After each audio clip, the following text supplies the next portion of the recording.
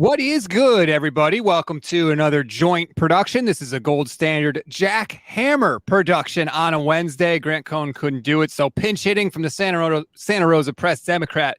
Jack Hammer, what's up, Jack? Hey, Rob, good to have you. Thanks for reaching out. Actually, I reached out to you, but you were looking for somebody, and man, I've wanted to talk to you for a while, so I'm excited to do this. Well, I really appreciate it. Yeah, I put out the bat signal that I needed somebody, and you hopped into the DMs. I really appreciate it. I think you're actually the perfect person to talk to on today's show, just because of what's been going on in training camp. And there's a lot of conflicting reports, and 49er fans are very frustrated. So we're going to get into all of that. Before we do, I just want to remind everybody, please like and subscribe to both the YouTube channels, because this is being streamed on the Gold Standard channel and Inside the 49ers with Jack Hammer, Jack's YouTube channel. So please like and subscribe to both. And as always, rate, review, and follow the Gold Standard Podcast Network. All right, Jack. I'm going to put this just as bluntly as I can. What the hell is going on with the 49ers quarterbacks at camp, and why can't we seem to settle on what is happening? I don't know, man. I look at it, the way that I look at it is Trey Lance has been really good for most of camp, other than a couple of days. Sam Darnold's been pretty good for most of camp, other than a couple of days. And then you have Brock Purdy, who's coming off of the UCL injury, and he's continued to improve day after day after day.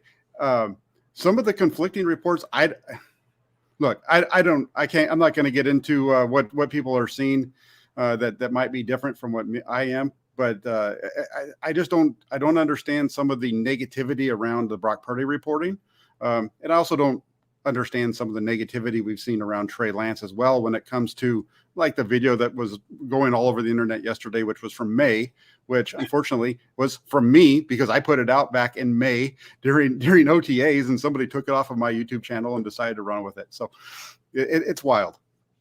That is like the worst of it. That's the craziest thing, that literally people are just like Barstool, I think, did it. Dove Kleiman. People, we don't even know if Dove Kleiman is an actual human person or what is happening with that situation. But there's definitely, I do Twitter spaces with fans, and there's a large chunk of 49er fans that are very frustrated because we just feel like we want to know what's happening. We want to know what is happening and who is doing what. And we feel like we can't trust some of the stuff that's coming out, or we don't know what to trust because the reports are so different depending on where you get your information. Yeah, and I don't know if the reports overall are so different. I mean, it just depends on who you're listening to. The numbers are going to be a little bit different, and that part of that is because it just depends on how the reporter is putting their numbers down. Like, for example, you'll see some guys will have less throws during the day because they're counting a play as a sack. Well, I don't count that as a sack because the 49ers let the play go on because they want to see how it works out, right? Mm-hmm. The quarterbacks aren't actually getting sacked anyway. So it's all a judgment. And I don't want to get into the judgment. I want to get into the actual what happened. And so I will mark it down as a nice play for the defensive player, and I'll talk about that in my report afterwards. But I'm not going to take that off of a quarterback's throw percentage. Even if, like yesterday, for example, there was a throw from Brock Purdy out to George Kittle, and it was a pass breakup. I marked it down as an incompletion. The referee threw a flag, so it was holding on the defender. So you could take that off if you wanted to, but I didn't. I left it on because it was an incompletion. It was a pass breakup by Lenore. Same thing the day before on a deep ball that he threw to Brandon Ayuk, where there was a pass interference that was called. Mm-hmm. And, I left it as an incompletion because that was the result of the play. Now, at the same time, there was the penalty. You would in a game that wouldn't count, but this isn't a game. This is training camp. We want to see how well these guys are putting the ball on their receivers, how good of a job they're making when it comes to decisions and those types of things. And I think that's where some of the conflicting reports is coming from. I saw a report yesterday where somebody said that Brock Purdy was the worst quarterback on the field yesterday. I don't agree with that at all. I thought he was very good. I don't know about very good, but he was good. Even the day before when he threw the interception, I felt like he was good. And this goes back to looking at everything that goes into it, right? One of the biggest, like for me, one of the biggest knocks on Brock Purdy's performance last year was how he kept stepping out of the back of the pocket and rolling to his left, right? Everybody was talking about it. Even the Eagles reporters were talking about that leading to the NFC Championship game. And that is something that yesterday or 2 days ago, we saw him step up into the pocket repeatedly to make throws. And whether even when he had pressure, moving to the side, still sliding back into the pocket to throw the check down, all those kind of things. And so whatever his numbers were, that's just the numbers that we see are a piece of it. That's a very small part of, and I'll tell you, I know for a fact that Kyle Shanahan does not give a rip about any of those numbers because that's not what he's paying attention to. And I think that's kind of what happens is people get tied up too much into the numbers. And I think that's like for me with my reporting, like my post-practice reports, I take it as hard as I can to make sure that I give the information of the plays. The 49ers don't want us to give too much, so I can't get into like too much of the X's and O's, but I try to go through and explain what's happening on both. And I try to make sure that, if there's been a really good day, it's going to show, but I'll also show some of the negativity like I did with Sam Darnold on a play that was a touchdown a couple of days ago. So it just depends on who you're reading and how much depth you want to get into, I think. And I think too, for us, like we want information, right? But the only thing we can go on are the results. It's hard to really grade the process from our perspective as fans. So that's why I think there is such a clamoring for those numbers that you talked about. And you kind of brought this up. How are the 49ers evaluating this? For example, on a play, let's say, where it might have been a sack or there was a penalty, do the 49ers say, okay, there was a sack, I don't care about the throw because it wouldn't have happened in a real game? Or do they say, okay, it would have been a sack, but hey, that was a really good throw? Like, how do you think they are grading this thing? It all depends because, was the sack because the quarterback held onto the ball and didn't throw the ball into the window where he was supposed to go with it? Or was the sack because, player X along the offensive line just got beat right off the snap and the quarterback was going to get sacked anyway, right? So I think that's part of it. And Kyle Shanahan has talked about this quite often during training camp practices over the last couple of years that I've been covering the team, where he'll talk about it's about the process of the play, seeing where the guy's going. Even if it's an interception, sometimes if it's the right decision, it doesn't bother him. If that's where the ball's supposed to go, if it's an interception, well, it could be a good play on the defensive side, or it could be a situation where maybe the quarterback just needs to get the ball out of his hand a little sooner, all those different types of things. So that's where coming, like when we're doing the best that we can to report it with what we're seeing. But even, myself or any of the guys standing on the sidelines, we don't know exactly what the play call is. We don't know exactly where the ball is supposed to go on every play. There are certain times when you can tell just because you've seen the 49ers run a certain play so many times over the last 6 years. But that whole thing, that's what makes it tough. And that's why, like, for example, back in 2021, when Trey Lance had a really good training camp, his numbers looked good, right? He was like 73% throughout that camp, or 72% on whatever the numbers were, compared to like 65% for Garoppolo. And everybody's like, why isn't he starting? Look at the numbers. Well, part of it is because he's playing against the backups. And when he played with the starters, it wasn't quite as good. And there's all kinds of things that go into it that we're not privy to. And that's what's hard. I like that you mentioned Brock Purdy stepping up as opposed to spinning out, because that was clearly an issue for him. And the other thing I've seen is Kyle Posey has said that he's seen Lance check out of some bad plays and audible into some good plays. Like, to me, those are two things where the 49ers would see that and be like, yes, like that is a huge check mark in your favor. But that's not something necessarily that we can sort of ascertain or that we're able to really fully quantify. Yeah, absolutely. There was one yesterday with Lance where he got up to the line. You could, he saw whatever it was. I could hear him, call the audible, making the pointing to his head, doing all that kind of stuff. And so that's really good. That's good processing, good ability to make that adjustment at the line of scrimmage. So that stuff's good. And then, that just happened. It was in the completion of that play, but whatever. The process, again, he's recognizing and that's good. And that's the type of stuff you try to get into it as much as possible. To really explain the good things. And like, for example, another one with, I know you just mentioned Lance, but one with Purdy yesterday, and we've talked about it with Lance earlier on in camp as well. It's not, it's the ability to get line of scrimmage and draw the defense offsides on a play. Like, that's a part of playing quarterback. And Lance has been able to do that a couple of times. Purdy did it yesterday. So there's all these little nuances that go into it that really you've got to really dig into in some of the reports. And I know Kyle does a really good job. I've seen a lot of people talk about his reports, and I've read through a couple of them myself, and he does a really good job of detailing practice as well. Yeah, I'm a huge Kyle Posey fan. Would you say there's been a big difference in Purdy, Darnold, and Lance? Has one really stood out above all the others, or they all kind of been pretty much the same? I think they've all been relatively the same. They're not. You look at the numbers like this last week. These last 3 days were really good. Trey Lance, I think, had 3 really good practices, and there was a couple of things here and there, but for the most part, was really good. Same thing with Brock Purdy. He looked pretty good. It was better than the first couple of practices for him. And Sam Darnold, I think, has looked really good in spots as well. And he's been playing a little bit more with the 2s and 3s than the starters. And so his ability, like a couple of days ago, he got Ronnie Bell the ball for the first time in training camp 3 times. Bell hadn't even been targeted at all.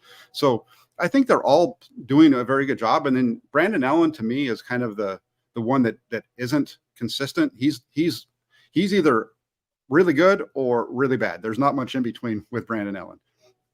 I don't understand the Brandon. Like, what are we doing with Brandon Allen? Why is he here? Why does Kyle like him so much? Why is he giving him any reps at all? That doesn't make any sense to me. I really do not understand the fascination with Brandon Allen. The Allen thing's interesting. I wonder that at times too. I've wondered that especially early on when you saw the number of reps that he was getting. Yes. At the same time, part of it is because when Brock Purdy isn't there, the other two are going to get their reps. They're going to see more reps, and you look at the numbers overall, and Purdy is ahead of everybody else because he's running the ones. Lance and Darnold both getting about the same amount, and then Allen is behind. And the only thing that I can think of is they're either going to keep 4, not 4 on the active roster, but they're going to keep 4 on within the organization, or there's going to be a move. And I know Mike Silver talked about that, a couple days ago in an article.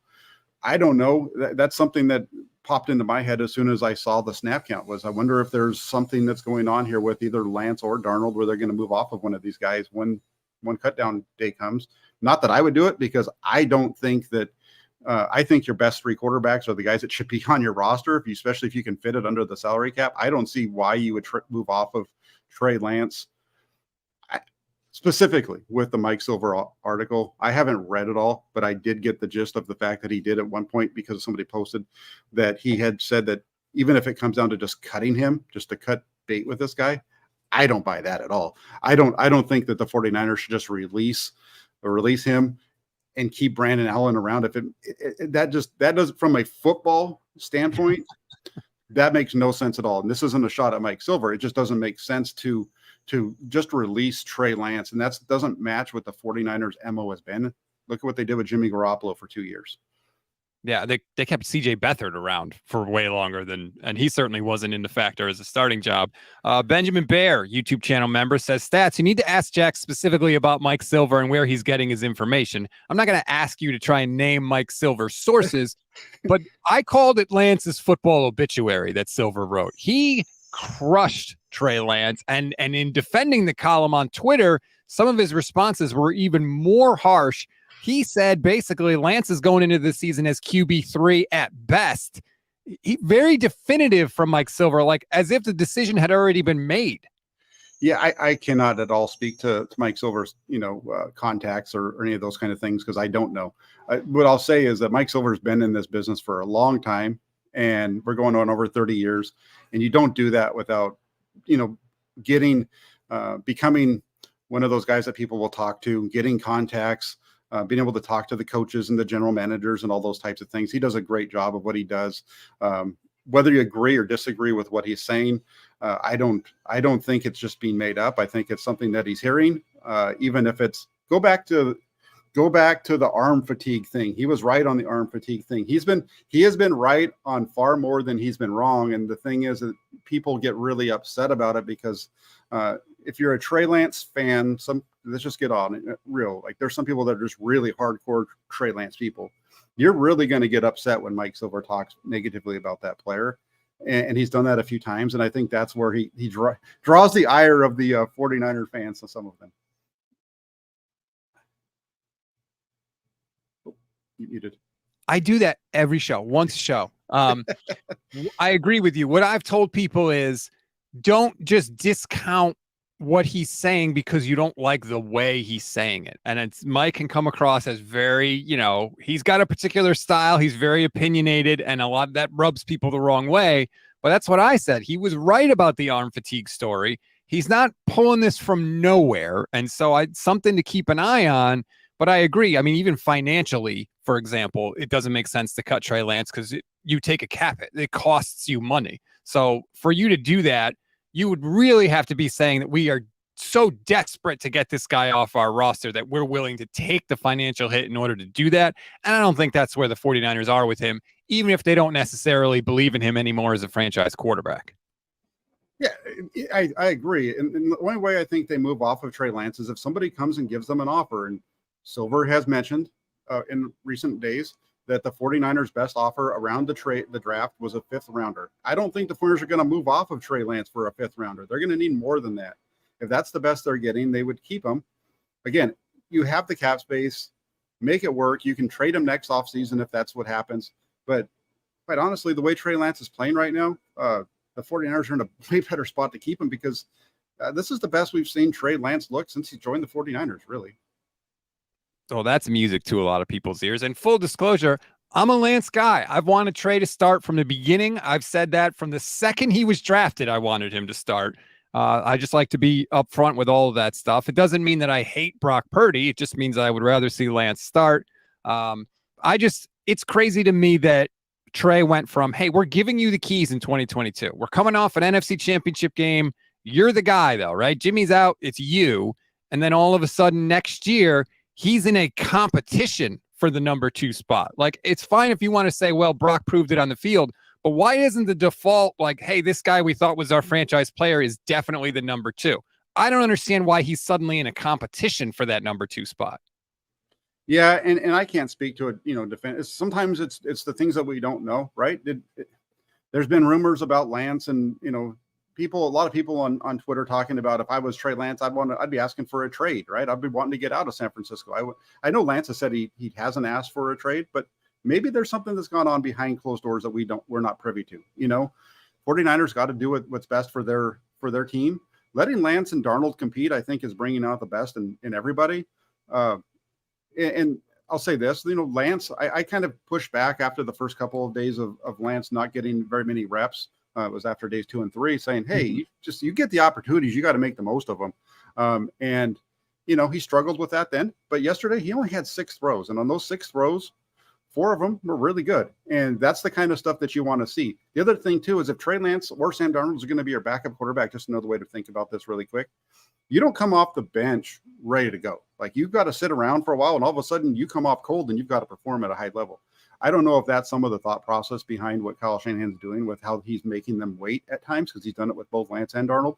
Mm-hmm. But I think if it is, that would be a stroke of genius and something that I would say is a good job. I haven't had a chance to ask him that question. I really wanted to do it yesterday or a couple of days ago. I just didn't get around to it because of the questions have already kind of come up in terms of the reps. But something that the next time we get a chance to talk to him, I think I'm going to ask him about. Oh, there are so many questions that I would wish I could ask Kyle Shanahan. Oh my goodness. Don't even get me started on that. Brock has talked about the rest that he has to work out, and Grant Cohn has been very critical of Brock so far in camp. He's one of the people that has been. My question would be, everybody kind of says, okay, Brock's got to work out the rust. But at some point, when do we stop saying, oh, it's just rust, and start getting concerned if there are reasons to be concerned? I would say probably next Thursday and Friday when the 49ers are out in Las Vegas against the Raiders. I think that's when we want to really see what he can do. Mm-hmm. I know he's talked a little bit about rust. I'm talking about Brock Purdy. I didn't see a whole lot of rust, at least in what we saw from him the last couple of days.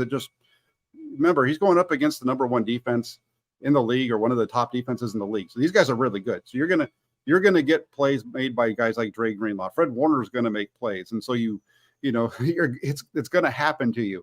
It happened last year with Trey Lance. It's happening now with Brock Purdy. I'll say this when it comes to the last couple of days with Brock Purdy running the 49ers offense, they moved the ball better than they did at any point in training camp last year. The last couple of days, because they had a real hard time, especially early on in training camp last year. Anytime they did like the little move the ball things or the actually converting on those situations. On what's today? Wednesday. On Monday's practice, they did a lot of that. And Brock Purdy and the 49ers offense got first downs every time. When it came to the move the ball, they moved the ball down until they got to a 4th and 2 situation, and that's where you had the ball get knocked out of his hand. So that's a bad play. But again, they were moving. I feel like the 49ers offense is in a much better place than it was, and that's not just the ones. The twos are too with those guys. It's just that the offense is flowing, and I think the quarterback play with the 49ers, if you're a 49er fan, instead of arguing about the quarterbacks, I think you should be excited about the fact that you have quarterbacks that are moving this offense, and it just looks better right now. Like, that is good to hear. I think that sometimes we do get caught up in the Trey Brock thing, and it's like we're all on the same team, and we should start looking at it that way.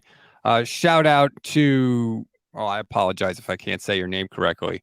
Josue. There you go. Thank you, Jack. Mike Silver only reports on the negative things on Trey Lance. He does seem to be more willing than most to say negative things about Trey Lance. Everyone remembers the article when Trey got hurt, and Mike Silver had the quotes from inside the locker room, we can't say it, but you can say it, that we're a better team now. So yeah, Mike Silver and Trey Lance, let's just say there's a history there that we can get into.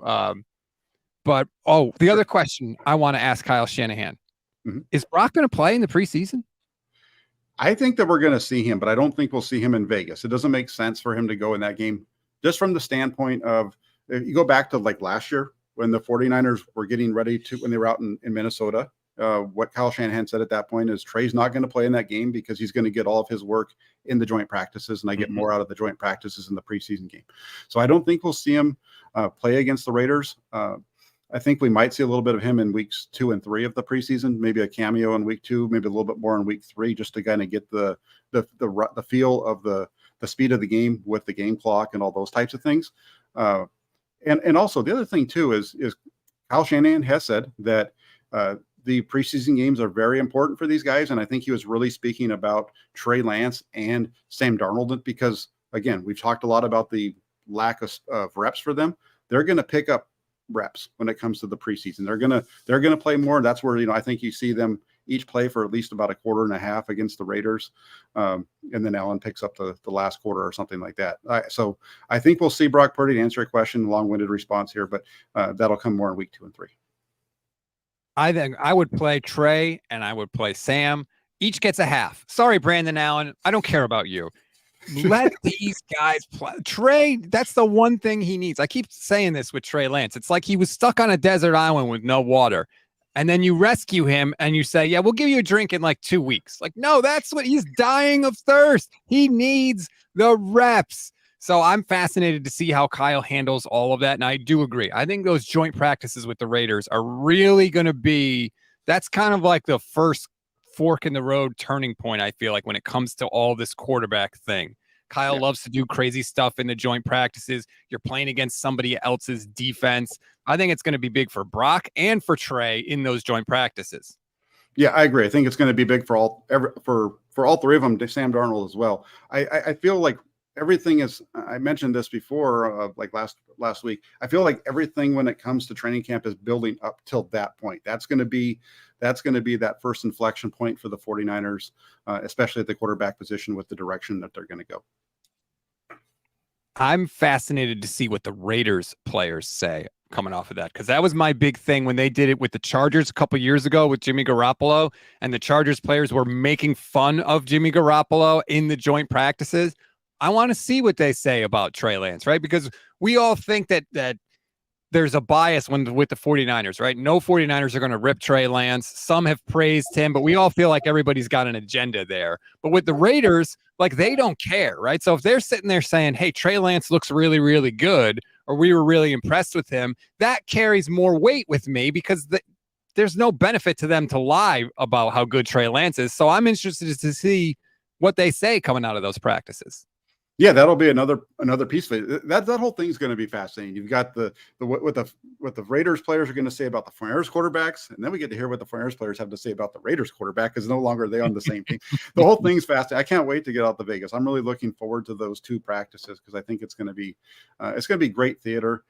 Just be for 2 practices during August 9th and 10th. I think it's going to be a lot of fun. as soon as I saw that Garoppolo passed his physical, I was like, oh, this is going to be great because they're going to talk it's like, it's almost more exciting than a preseason game. It's like right up there. It's like an extra preseason game. Absolutely. For 2 days. It's going to be, I think, I think the Raiders are a team that's trying to ascend. So I think, that's a situation where I think they're going to want to try to make a name for themselves a little bit against the 49ers. If you're a Raider and you can get out there and stick it to the 49ers, that really helps you out. And, I want to forget about the quarterbacks for a second. Max Crosby up against, Colton McKivitz. That's a matchup that a lot of people should be paying attention to, because that's one of the big key pieces. I know we're talking quarterbacks mostly, but that's a huge piece of the 49ers discussion. Is Mike McGlinchey's not there, is Colton McKivitz going to be able to hold up? I think that'll be our first real sign, because without Nick Bosa right now, Colton McKivitz is doing a good job against everybody that he's facing. But Max Crosby, I think, is a little bit different level than what the 49ers have in their camp right now. And I saw a report yesterday that Crosby and Jimmy G got into it a little bit at Raiders practice, and Crosby eventually had to run some laps. We can get back to the quarterback stuff in a minute, but let's get to some of that non-quarterback stuff, because I've been hearing pretty positive things about Colton McKivitz for the most part coming out of camp. And I feel like what people don't necessarily realize is like, yeah, it'd be great if he was an all-pro, but he doesn't have to be an all-pro. He just has to be a pro, just be good enough. And if he's an average tackle, the 49ers will be okay. Yeah, I agree with that 100%. You look at the rest of the offensive line, right? Trent Williams, the best in the league, and then you got Banks, Brendel, and Burford in the middle, who all were first-year starters last year. So they're not the question marks that they were last year. I think they're going to look better. And then when you get to McKivitz, he looks like a different guy in terms of he seems to understand. It looks like he knows that he's the starter. It looks like he's carrying himself with some confidence. And you watch him. I spend a lot of time when I watch the offensive linemen. I watch what they're doing with their feet and their hands. You can see that whether they have pads on or not. And his footwork just seems to be really good. And just kind of, the little things that you hear from the coaching staff while they're yelling at them during practice, it seems like he's getting more praise than Knox, and they're really coaching him up.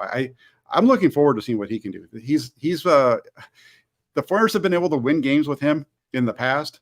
Think about the fact that they, and then even with McKivitz, he just got to be better than Mike McGlinchey and Tom Compton for this 49ers offensive line to be better than it's been the last couple of years. That's the line that we're drawing right here. And I think McKivitz can be just as good as McGlinchey, at least. I think that what I've said is I think McKivitz has a higher floor and a lower ceiling. He's not going to be able to make some of the great run blocks I think that McGlinchey made, because I think that he was underappreciated in that area. But I don't think he's going to have the reps where he just gets absolutely molly-whipped like McGlinchey used to have. I will never forget the image of him parallel to the ground against the Dallas Cowboys against Micah Parsons. I don't think he's going to have those kind of blow-up plays like McGlinchey used to have. Yeah, when he gets beat bad, it's not going to look like that. It's not going to look like, you're not going to see him flying through the air or, falling flat on his back and those kind of things like we've seen from McGlinchey a couple of times. If he's losing, it's because of the other guy's just too quick for him. He's not able to get out there with his feet. But that's where I'm saying I think he's looked pretty good so far, and I really look forward to seeing him against Crosby. They got to get Nick Bosa in camp, because I got to see him go up against Nick Bosa too. I think that would be a lot of fun too. Give us a better look, because those are top level defensive ends that they're going to face this year. All right, well, you steered us right into it, so that's where we're going. John Lynch gave the update earlier this week. I thought it was a bizarre update because he said we had to strike the right mix of patience and urgency. Those two things are complete opposites, so I'm not really sure how you mix them, but okay.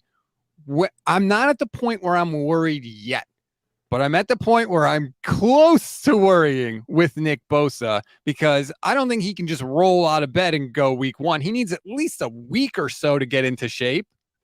I think that you'd like that, right? I think a week or two is the best case scenario, but defensive ends are different. I also remember seeing Charles Haley come off the street back in like 1995. I think it was. He hadn't played all season. He gets thrown into a game for the 49ers. I think it was actually 98. 49ers against the Green Bay Packers in the wild card game. He hadn't played all season.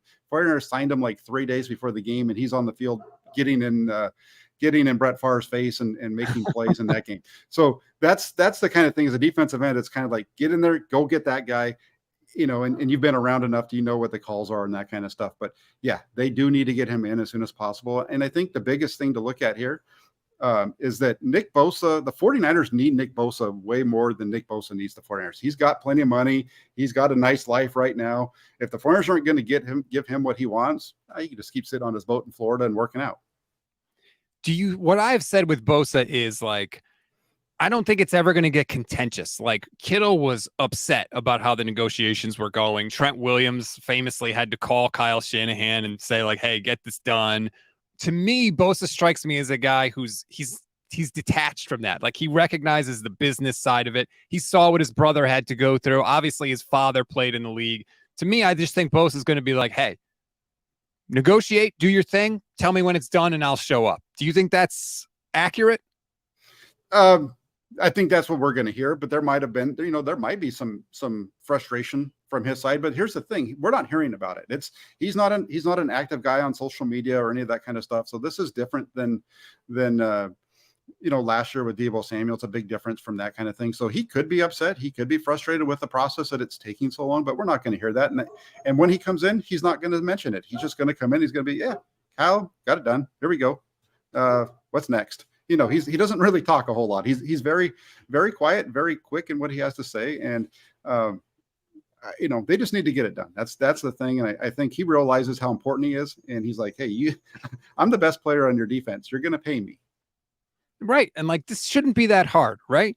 We know the basic parameters of the deal. You got Aaron Donald, TJ Watt. That's sort of the ballpark that we're talking about. He's going to be the highest paid defensive player of all time. Like, this should not be that difficult. Cross the T's, dot the I's, hash out, the guaranteed money and when that gets paid out, and let's go here. John Lynch said he's been budgeted for this thing for 2 years. So when you've got the money for the thing you've been saving up for, you go buy it. Yeah, absolutely. The only thing is, like, right now, what are they, like $9 million, something like that, underneath the salary cap? So the only question I think is, how much are you giving him in the guarantees? Because that's really what you're going to be giving him this year. If you give him a $40 million signing bonus over a 5-year deal, that's $8 million a year. Plus, you've got to give him the vet minimum, right? So I think that's the only sticking point is how are they going to make the guarantees? How are they going to make that stuff work out so that it protects him? I think that's where where the sticking point is. Not how much money he's going to get. I think they kind of understand that. It's just how are we going to budget that out? How are we going to give you what you want and make it fit within where we can go? I hope it gets done soon. Just let's get it done and let me see that defensive line when it's up and running, because I don't want this team to have to take 3 weeks to get up and running and get up to speed. Like we've seen, in previous 2 years, it's taken almost half a season for them to really hit their stride. Let's go out of the gate. Give me Javon Hargrave and Bosa and hopefully, a Drake Jackson 2.0 on the defensive line. And Eric Armstead, feel free to get, a sack during the regular season. Would kind of be nice. Can we see that, please, right out of the gate? That would be nice. That Javon Hargrave, and he's been dominant in camp so far. He's almost unblockable when he really gets going. Eric Armstead's made a couple of nice plays in camp as well. The defensive end that's really stood out to me is Alex Barrett, who nobody really pays attention to because he's been around the practice squad, but he's been so explosive, and he has been, I think, the most trouble for the 49ers tackles throughout camp, especially the last few days. So that's a good development. Drake Jackson he's an interesting guy because I think he's going to do well in certain areas, but he's not going to be I don't think he's going to be the pass rush guy everybody is looking for. He's more of a cleanup guy, if that makes sense, where you've got pressure from the other three and then he comes in and cleans it up. That's kind of what I see more of a Drake Jackson as. It'll help out with having the guys you have inside. But I just don't see him being a guy that's going to blow around the edge and get sacks like Nick Bosa does or that type of thing. That's interesting. You're the first person I feel like that's really said that. I feel like especially 49er fans are really hoping like, hey, he's going to make a huge jump now. He knows his role. He worked on his body. He looks really great. I think they were kind of hoping he would be sort of like a D Ford type of pass rusher. You're saying that basically he's more kind of right place, right time effort type of guy? Yeah, that's a good way of putting it. I like that way better. Yeah, more of a right place, right time effort. He's got the quickness and stuff like that, but it doesn't seem like he really has a lot of other moves. And I think that's what you can only go around the edge so many times before the tackle is going to get out to you. So He looks really good. He looks like he's in really good shape. I think he's going to be a nice player for the Mariners. I think you're going to see, he had 3 sacks last year. I think he's a guy who's probably going to get up around 6 sacks or plus, which is good. I just don't see him being a sack machine like I think 49er fans want. He's not D Ford. That's one thing. He's not D Ford in terms of that explosiveness off the edge. But I think he's maybe a little bit better down in and down out player than a D Ford, if that makes sense.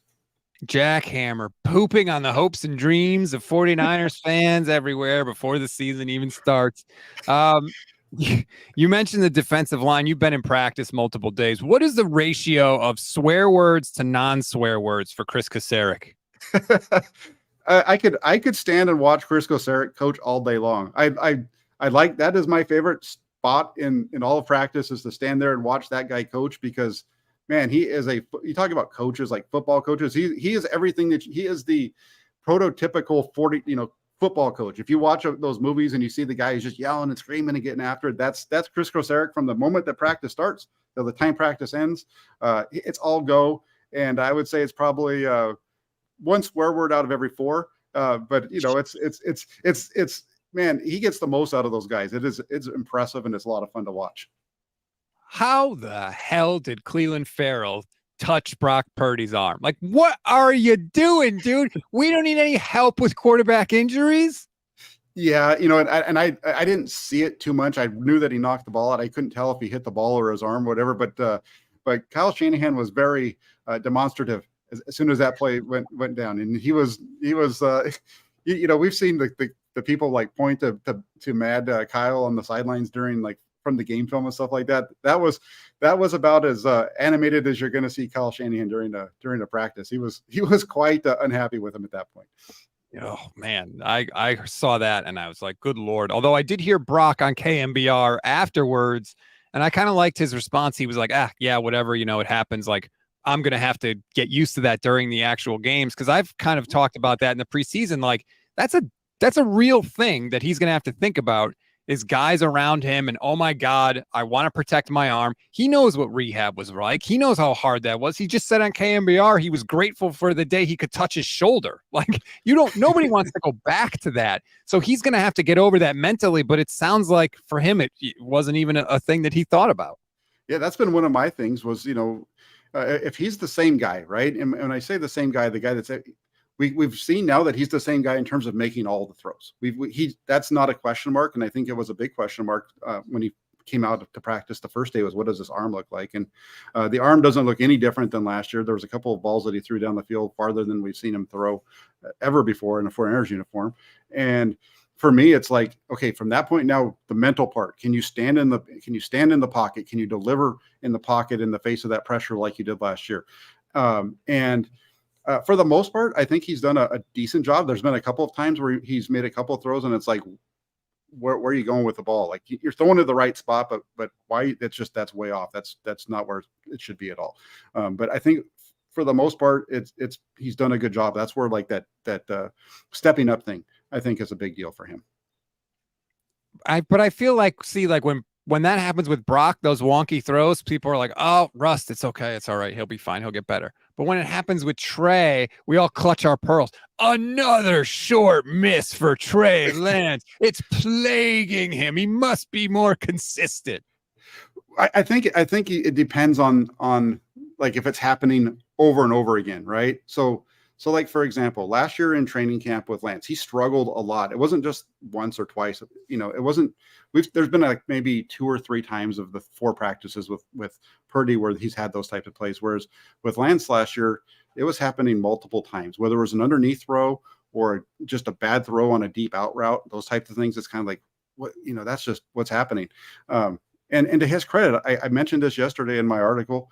I mentioned it after on my post practice show. That's one of the things, like when it comes to Trey Lance, man, he looks different. His mechanics are better. The ball's coming out of his hands better. Last year, he struggled like crazy on those deep out routes. He threw a couple of them on Monday's practice right in front of me. I mean, that ball was coming out early. It was coming out on time. It was coming out right where it was supposed to go. Nice touch on the ball. It doesn't get any prettier than the way that those balls look. He had one yesterday to Brandon Ayuk that was put in the only place that IU could get it. It was a little high, but that's where it had to be because the defender's right on him. And it was just that thing was a rocket. That one wasn't a touch pass. He knew he had to fire it in there, and he got it in there. So there's definite improvement with where he is right now. And I think that's a really nice thing to be looking at. Will he start? No, not unless Brock Purdy gets injured, but the progression I think we've seen with him, definitely on the right track. I saw a comment here. I'll see if I can throw it up on the screen. Apparently, Adam Schefter was on with Pat McAfee. Thanks, DR, for the heads up. Shefty says he called people inside the 49ers. They're extremely happy with Brock and feel he's had an amazing camp so far. They are super happy with Trey's development. I would agree. You would agree? No, it's okay. Go ahead. Yeah, I would agree with this. I think that they should be super happy with Trey's development. He looks really good. The Brock Purdy stuff, how many shows did we hear people doing on YouTube, or how many times did we hear over the offseason people saying that Brock Purdy isn't going to be ready in time for the regular season? They should just let Trey Lance play the first. I mean, we had multiple shows about just, they forget Brock Purdy, Trey, the first 4 weeks are Trey because Brock's not going to be ready. Well, here we are, and we're debating Brock Purdy's performance, and it's August 2nd. So that's the thing, right? And so for Brock Purdy to be where he is right now, it's amazing from that standpoint. But then you look, but from a performance standpoint, I would say it's more good. But when you put everything into where he is, it's been amazing. And yeah, if I was the 49ers, if I was Kyle Shanahan, I would be really happy with where Trey is because, like I said a little bit ago, this is the best I've seen him look with the 49ers. His first year, he did really good in terms of his completion percentage. He looks better, though. The ball's just coming out so much better. And then on top of that, he has performed at a high level when he's played with the starters as well, which was a struggle last year.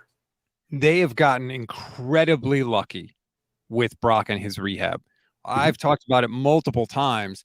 This surgery is younger than Venmo. Like, that's how new this surgery was. It didn't exist, and he has had no setbacks for a team that seems like they almost always have setbacks with guys with injuries. It's been incredible that he has avoided all of that stuff. And even Trey Lance, he said, I thought I'd have more setbacks, which was a stunning comment to me that he said that in the press conference. It was like the last answer of the press conference, though, so we didn't get like any follow-ups. But just him saying, I didn't think I'd feel this good. I thought I'd have some setbacks. Both of those guys, considering what could have happened, are in a very good place medically. Yeah, absolutely. And for me, I was wrong because I kept saying that I felt like Purdy was going to be back around August 10th, August 14th. So I was wrong there. He beat even my expectations on it. I just think that there was so much discussion around so much of, what the doctors are talking about. It's not normal for football players to have this injury. It's more of a baseball thing. And baseball players, it's a different recovery process because throwing a baseball is different than a football. So I thought we were going to see him early. I didn't expect to see him day 2 of training camp at all. There's been a lot of discussion. I don't know if this was a topic you want to talk about, but I would, that's if we can, because you do a great job, Rob. I'll say this. You drive me crazy sometimes on Twitter because of the questions you ask. You're great asking questions. Like, you're great with evoking emotions, right? So like you had mentioned, like the way that Brock's been covered versus the way that Trey's been covered, because they both dealt with injuries. If we have a moment, is that something we can get into? Oh yeah, no, please. If you have any issue with anything I've said, bring it up. Like, if I can't defend it, then that's on me. So go ahead. No, I don't have an issue with it. I don't have an issue with it, but I think it's an interesting topic because a lot of people have been mentioning this. I've seen this pop up a lot from a lot of different people on Twitter. And I think there's a couple of reasons I think it's different. One, before Trey Lance stepped onto the field for the beginning of OTAs, we'd already seen him throwing the ball. We already knew that he could throw. We already had his quarterback coach telling us how good he was going to look, right? With Brock Purdy, we hadn't seen him throw a pass at all since the NFC Championship game. We hadn't heard anything really from Brock in terms of where he was with his rehab. We hadn't heard from his quarterback coaches that he's worked with where he was. We had no idea until day one. So from that standpoint, I think that's some of the differences. And then also, I know, like, for me, with my stuff, I don't watch, I can't read everybody's stuff, so I can't speak for everybody. Like, but for me, the day one of OTAs with Trey Lance was all about watching him throw. I was excited to finally get out to practice, see this guy throw, heard about how he looks. I want to see all that stuff. And it fit. And then it was kind of the same thing with Brock Purdy. And then you kind of I think the social media thing when it comes to these quarterbacks with the 49ers. I think that's what drives and it separates us. And we don't really, I think a lot of us are on the same page with where we want it, what we're talking about, but just because everybody has to pick a side, it seems like, I think that's really changing the discussion. And you could be right about that. When I tweeted that tweet, I think I know the one you're talking about because I used the word rust multiple times. I was just thinking that it felt like to me, and look, you're there, so you obviously see it more than I do, but it felt like to me that all of Brock's sort of bad throws or bad plays were just chalked up to rust, and all of Trey's were because of like character deficiencies, right? Or deficiencies as a football player. Sure. And I was like, hey, this guy's coming off an injury too, and he's literally has not played. I mean, he still hasn't started and finished 2 straight games since 2019. And so yeah, that's where I was coming from with that tweet. No, and I hear it, and that's the whole rust thing. I don't really buy into it as maybe day one it was 1, 2 those first couple of days, maybe a little bit of rust just because those were the first days of camp for him after not really throwing the ball very long, what have you. But that's gone. We can't be. We're not talking. We shouldn't be talking about rust on the practice yesterday and the practice on Tuesday. That needs to be gone. It's how is he performing.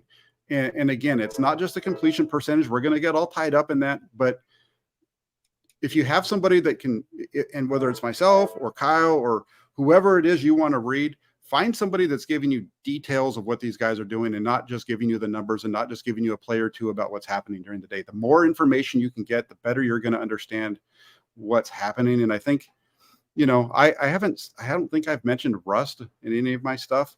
I did give him a little bit of a benefit of the doubt after the first day, just because it was all about how does he throw? What does it look like? Those kind of things. But beyond that was the story of that day, just like the story of day one for Lance was how does his throwing motion look and things like that. So it's a balancing act, man. It really is, because you want to make sure that you're being fair to the player, but you're also wanting to make sure that you're giving a little bit of critical analysis of what they're doing. And you can say 6 good things about a player, and the 2 bad things that you say are what everybody blows up about. It's wild. Yes, I agree, and I'm on board with you. By the way, good. Let's throw rust out. All the rust has been worked out. Now it's just a matter of what they're actually doing. I do also think for Brock, it's going to be a little different this year. Last year the season was circling the drain when he came in, and he sort of rescued the team. Because we all thought, there goes the Super Bowl year, potentially. We're on our 3rd string quarterback. He's a rookie. And all of a sudden he comes in and it's like, whoa, we're still in this thing. We can do it. And so any mistakes or anything that he did was kind of like, hey, what else can you expect from this guy in this spot? But this year, that's not the case. This year, you are the presumed starting quarterback for a team with Super Bowl or bust expectations. And so I think the evaluation of Brock Purdy is going to be a little different. I don't think he's going to have that sort of honeymoon grace period that he had last year.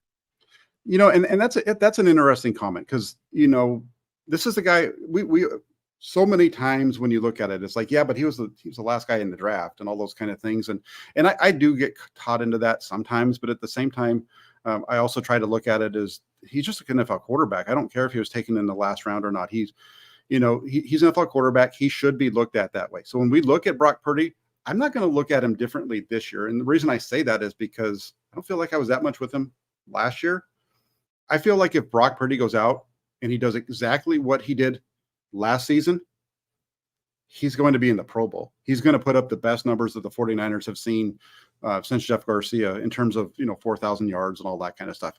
If he can, and I know, and people are nitpicking him, and that's fine. Nitpick it. That's what happens. That's what Kyle Shanahan's going to do. So I don't really argue with it too much. But this is a guy who there's been, I think some of the narratives around his game have been overblown. We talked a lot. We've had people talk a lot about turnover worthy plays. And it was something that they hammered Jimmy Garoppolo for. Right. And then they kind of are doing the same. They don't really like it when it comes to Brock Purdy, though, because the numbers that PFF is putting out they're like, PFF doesn't know what they're talking about all of a sudden because they don't like the data. Right. And you look at it with Trey Lance, it's a small sample size, but I don't like that either. So it's we all kind of pick and choose, and sometimes it's the narratives around players, depending on who you're listening to, really depend on lots of different things. You're muted. That's come on, man. That is twice. You said you do it once. That's twice. That's a demerit for you. Sam Darnold's going to be hosting the next show. We have a hard time with just moderation right now, right? Like, for example, I think it's safe to say Brock Purdy got a little bit lucky with some of his throws last year that should have been interceptions. Some of them. It wasn't every other throw, though. Like, I feel like it's either one or the other. It's either he didn't get lucky at all, or he was incredibly lucky and he should have had 12 picks. He probably should have had 2, 3, maybe 4 interceptions that weren't caught.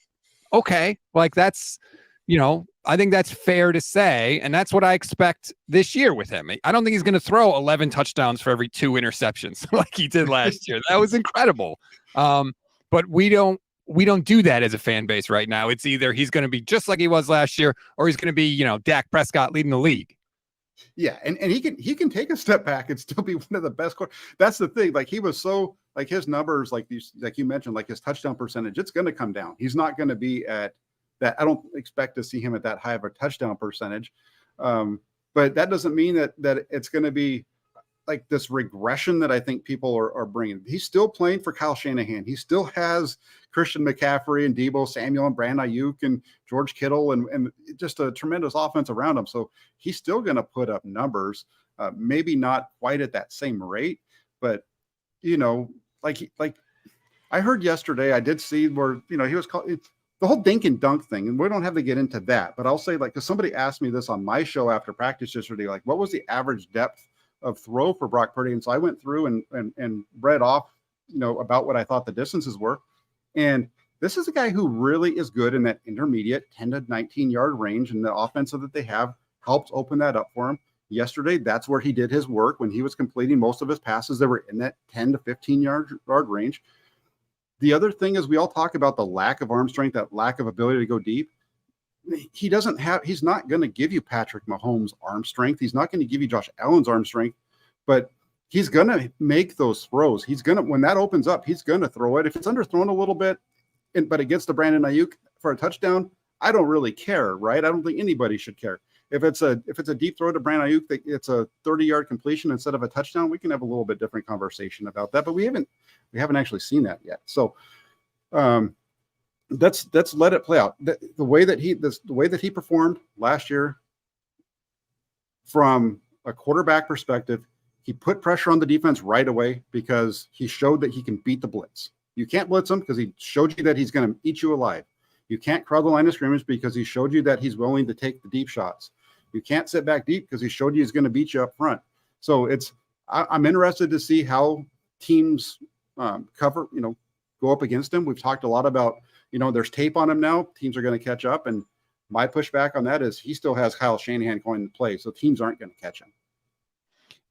I've talked a lot about that too. It's going to be harder for him in year 2 now than it was last year, but also there's more tape for Kyle Shanahan to see how teams are playing Brock Purdy, and he's going to adjust to that too. That's fair.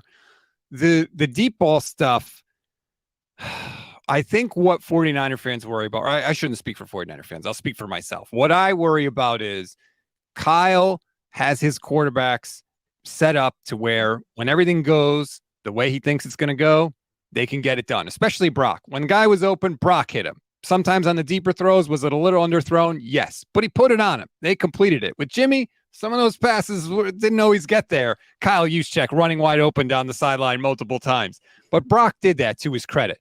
But what I worry about is when it doesn't go right, when your play call isn't perfect, when a player slips or misses a block or whatever, and you need somebody to go above and beyond, to just flat out make a play with their God-given ability. I don't know if Brock has that. I don't think it's there. Whereas somebody like Trey Lance does have God-given ability. Doesn't mean he will, but it's in the golf bag, so to speak. That shot is in the golf bag. And when you say that, you're talking about like with a deep shot kind of thing, when all hell breaks loose kind of thing? A deep shot or making it with your legs? A 20-yard, just absolute frozen rope to the sideline that's, a howitzer, that kind of a thing. Yeah, no, I understand, and I think you're right on that. From that standpoint, no, I was going to say like when all heck breaks loose and it's just time to make a play. I think we saw Purdy do that a couple of times last season. But in terms of being able to like scramble out of the pocket, throw the ball 30 yards downfield and that kind of thing, especially if it's like back across the field, that stuff, you're not going to see that. He doesn't have that kind of arm strength. But if he's scrambling out to his right and there's a guy running down the right sideline, deep, I think he does have the ability to put it out there to him, that kind of thing. The other thing it's funny is because the last time the 49ers won the Super Bowl, the offensive coordinator was Mike Shanahan. Mm-hmm. So I was driving and watching videos. You shouldn't be doing that, guys. But I was Sunday morning. Somebody tweeted out. I saw a tweet about the 49ers Super Bowl against the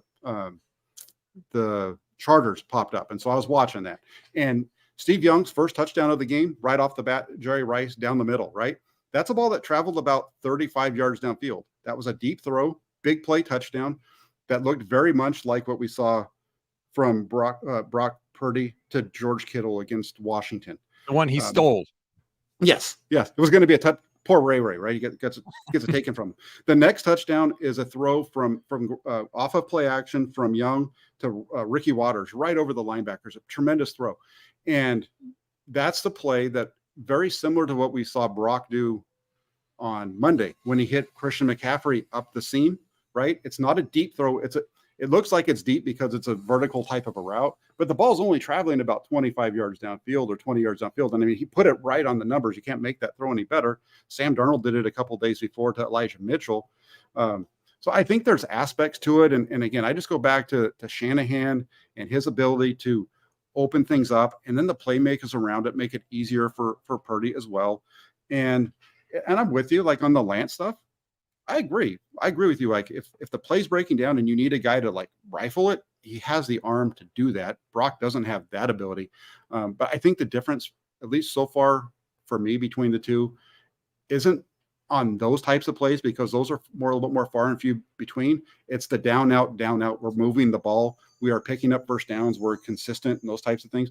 That's where the difference was with Brock Purdy. And I think that's where it was with Purdy over Garoppolo a little bit last year. I think they were both really efficient, but even Purdy's efficiency was a little bit better. And Purdy will throw the ball away, which Jimmy just never threw I never saw a quarterback that refused to throw the ball away. It was kind of crazy. Yeah. I agree that like Kyle's always going to be able to help his quarterbacks get the ball down the field. What's frustrating from my standpoint is, hey, you've got this ability in Kyle Shanahan to get these certain things out of every quarterback. So then why not use that on a guy that also has really good physical tools? Why do we always have to use it on a guy like a reclamation project, for example, like Sam Darnold? Or somebody in Brock Purdy who doesn't necessarily have those tools? If you use it on Trey Lance, couldn't you get the best of both worlds? I think we saw, we got robbed last year, right? Because of the injury against Seattle. He might have, and Kyle Shanahan has said this, he could have done all those things. He feels like possibly done all those things that we saw from Brock Purdy as the season went along. He might have been able to. And I don't think it's so much Kyle Shanahan not doing it with him. I think it's that Trey just being inexperienced, not having very many reps, and the injuries have really robbed him from becoming the quarterback that the 49ers expected him to be. If Brock Purdy doesn't step up and play as well as he did last year, the conversation right now is different, right? It's different because I think there'd be more of a competition. But when you go out and you play at the level that he did, and then you not only do that during the regular season, but then you do it into the postseason. I think the postseason is really what separated. There's a couple of things I think that really separated the two for Kyle Shanahan. One, the Seattle game in Seattle, playing with the ribs, playing with the injury. Nighter. Yeah, and I think you probably heard the interview. If you heard the Kawakami interview, Shanahan, when he was talking about that performance, it was like he was like, oh my God. It was like it was amazing to him that he was able to perform at that level. And Kyle Shanahan, I think, he likes toughness in his players, and he likes a quarterback. Toughness at the quarterback position to be able to deal with Kyle Shanahan's baloney, and then also be able to deal with all the pounding that you get.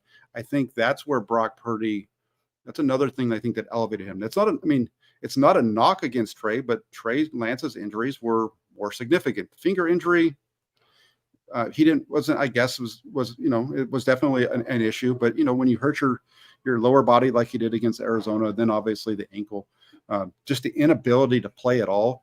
That's a big deal. And this brings up another argument that people have made, right? Well, why is Lynch and Shanahan saying that, Trey needs to stay healthy when Purdy was injured? Well, the difference was that Purdy's played through his first injury, right? And he played in the game and they won the NFC Championship. That's why I think that the discussion's a little bit different. I get the question, but I think when you look at the fact that Purdy played through the injury to help them win the NFC West, I think that's one of those things that for them, it's a little bit of it's a differentiator more for them than the general person watching the team.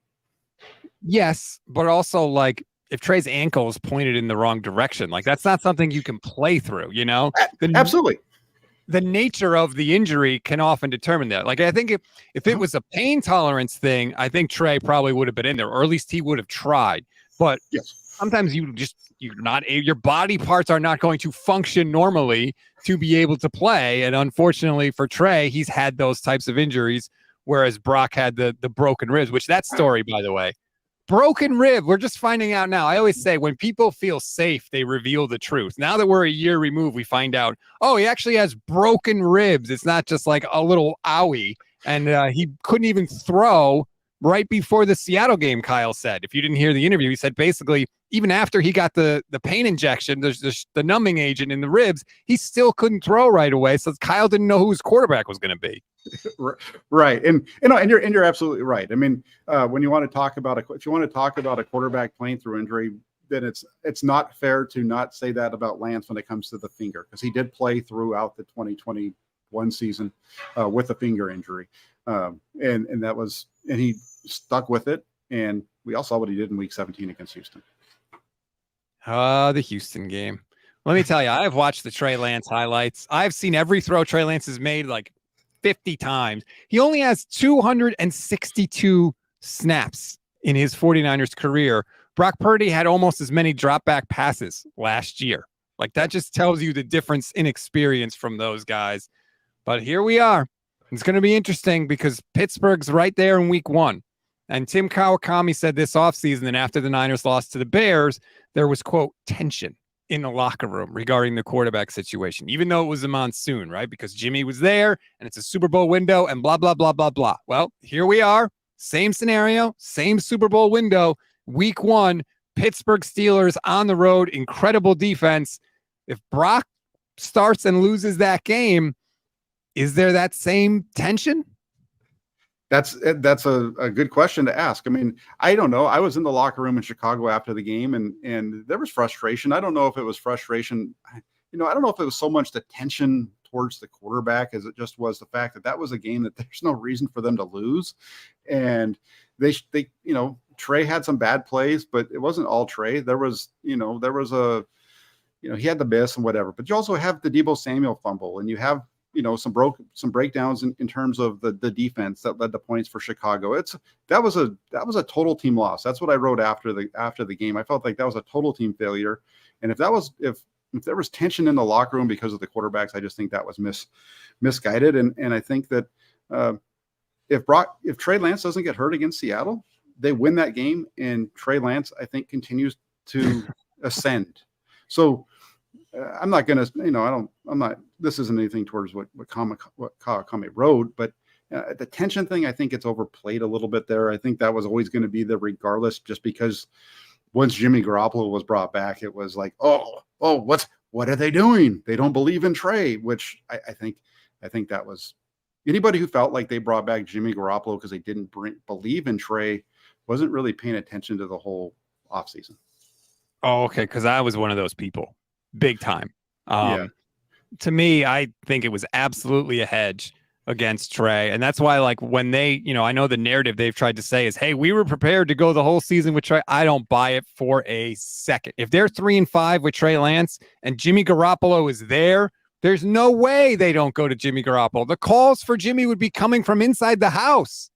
No, I agree with you on that. I do agree. Well, whoever the backup quarterback is at that point, whether it is Garoppolo or Lance. So yeah, from that standpoint, I get you. But it would take them to get to that point before they were going to make a move. It wasn't. That's why I say like the tension in the building after week one. No, I think that would have been more along like week 3, 4, 5, 6. Down the road, like what you said, 3 and 5. That would make sense, regardless of whether it was Jimmy Garoppolo or Brock Purdy or whoever your backup quarterback was at that point. At that point, that's when you start to look at it and you're scratching your head wondering what the heck's going on here.